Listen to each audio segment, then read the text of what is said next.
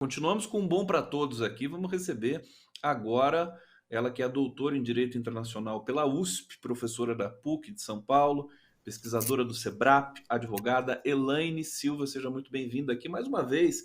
Prazer te rever aqui, Elaine, querida. Seja muito bem-vinda.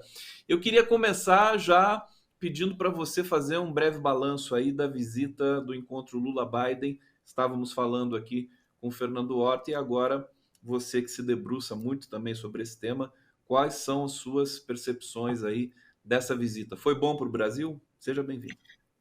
Olá, Conde, é um prazer estar aqui com você de novo. Estava acompanhando com atenção a conversa com o Ota.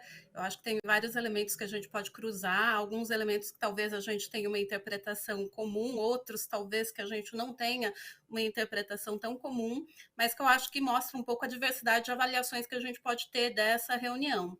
De uma forma geral, me parece que o Lula está usando essas primeiras visitas internacionais, nesse seu terceiro mandato, como uma forma de se recolocar e recolocar o contato com os principais parceiros do Brasil. A gente consegue ver pela escolha das viagens que estão sendo realizadas e os tipos das viagens que estão sendo realizadas.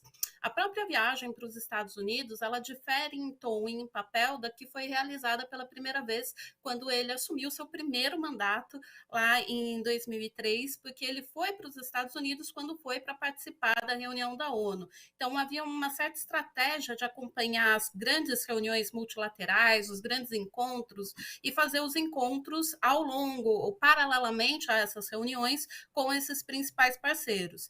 E a estratégia está sendo um pouco diferente agora para o Lula, se você está prestando atenção. Então, a cúpula da CELAC praticamente só foi realizada porque o Lula ganhou e o Lula é presidente, e a escolha de fazer essa reunião ela foi, e de fazer essa primeira viagem, ela foi muito significativa.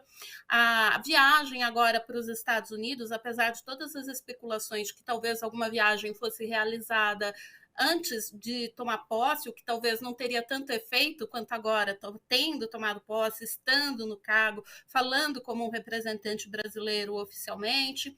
As próximas reuniões para a China, que é o primeiro parceiro comercial do Brasil, para Portugal como um pezinho para falar com a União Europeia, e agora as especulações sobre possível participação da cúpula do G7 no Japão, que começa a ter certos preparativos para possibilitar, e eventualmente para países africanos que surgiu dessa conversa, dessa viagem que o Lula fez.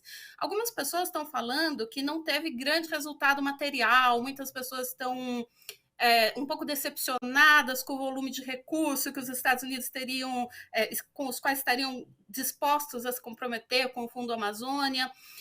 Outras estão reclamando um pouco da viabilidade da proposta e da estratégia de busca pela paz, mas eu acho que esse tipo de crítica é um tipo de crítica que não está levando em consideração o papel de se colocar no sistema internacional como alternativas às principais alternativas que estão na mesa hoje, e o histórico de dificuldade de financiamento que a gente encontra. Existe no Brasil uma expectativa histórica muito grande de investimento dos Estados Unidos, que nunca se realiza na prática.